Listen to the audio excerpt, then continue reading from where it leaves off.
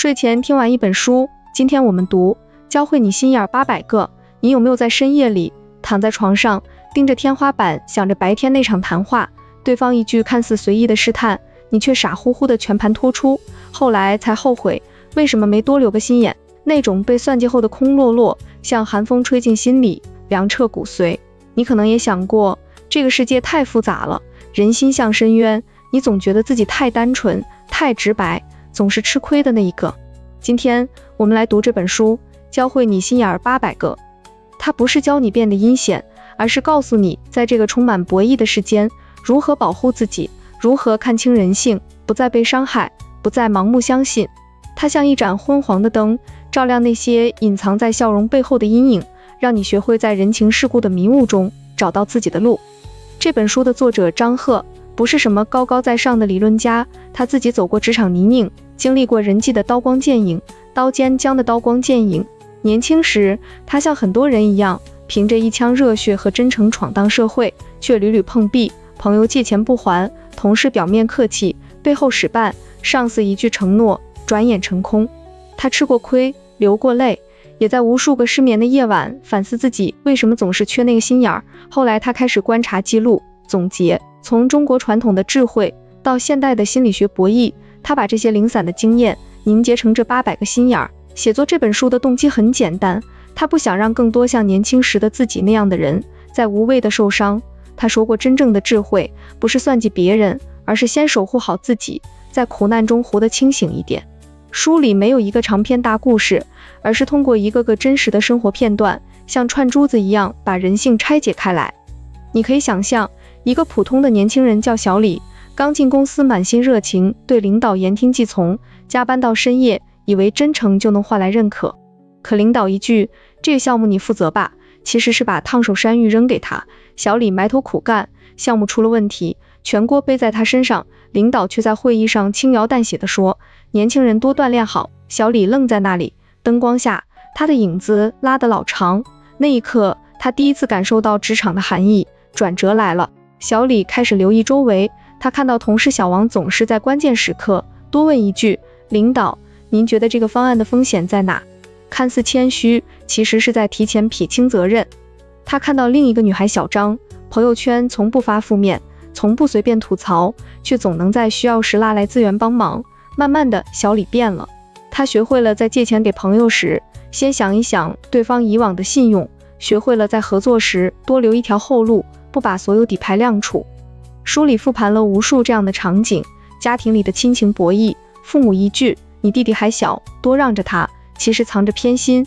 恋爱中的试探伴侣，突然问你前任怎么样，不是闲聊，而是想摸清你的底线。社交里的饭局，有人敬酒热情，其实是想套你的话。这些故事像冬夜里的雪，一片片落下来，安静却刺骨。你有没有发现，生活本就是一场无声的拉锯，有人天生心眼多，像长了层层铠甲，刀枪不入；有人像你我，起初赤诚相待，却在一次次碰撞中学会弯曲，学会隐藏。书里没有主角逆袭的爽剧，只有真实的转折，从受伤到觉醒到平衡。你会看到小李后来升职了，不是因为他变得阴险，而是因为他不再轻易被利用。他开始在沉默中观察，在微笑中留白，那种变化像老琴弦，被拉紧后声音更沉更稳。还有一个场景让人印象深刻，一个中年男人老张，生意场上被合作伙伴坑了千万，他坐在空荡荡的办公室里，窗外雨下个不停，烟一根接一根，回忆起当初对方拍着胸脯说，兄弟我信你，他就全款预付了。事后他复盘了自己为什么没多核实合同，为什么没留个监督。从那以后他变了，谈判时多听少说，合作时多被计划避。书里用这些生活化的片段层层推进，像剥洋葱，一层一层露出人性的复杂。你可能会想，这些事是不是也发生在你身上？那场被背叛的友情，那次职场的案件，那段感情里的猜忌，我们都在故事里挣扎着长出自己的心眼。书里最触动我的是那个关于背叛的片段。你想象一下，一个女人小兰和闺蜜10年情谊无话不谈，她把心事全倒给对方，离婚的痛苦，工作的委屈，甚至银行卡密码都分享过。可有一天，她发现闺蜜和前夫纠缠不清，所有秘密都成了对方手中的武器。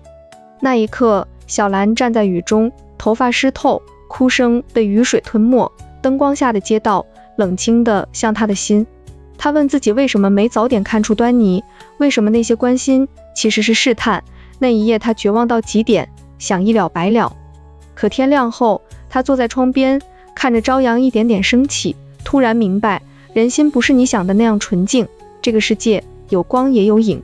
这个高潮像刀子一样扎心，你有没有过那样的瞬间，被最信任的人伤害，世界瞬间崩塌？书里说，这就是人性最荒谬的地方。我们渴望真诚，却总在真诚中受伤，但那种从绝望到领悟的转折，像雪夜后的黎明，冷冽却带着希望。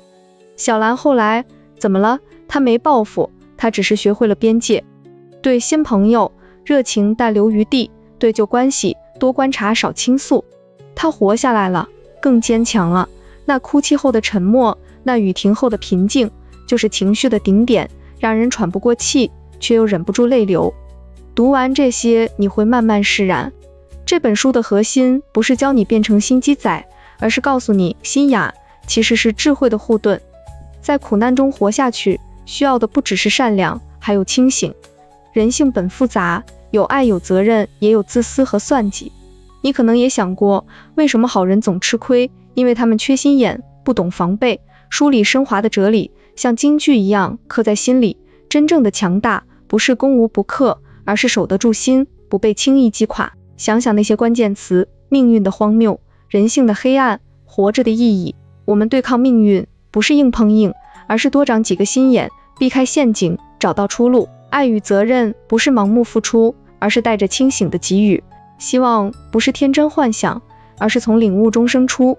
书说800个心眼儿，不是让你怀疑一切，而是让你在怀疑中找到可信的少数。